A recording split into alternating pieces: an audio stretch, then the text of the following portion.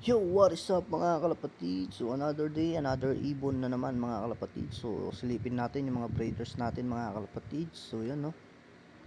So ang ganda ng mga pahitlugan natin mga kalapatid. So paso. Mga pangdiinin niya mga kalapatid. So yan no. DIY pahitlugan. Yun. So sana makapagpadulo tayo sa north niyan mga kalapatid. Yung mga binibreed natin ngayon is pang north. So yan no.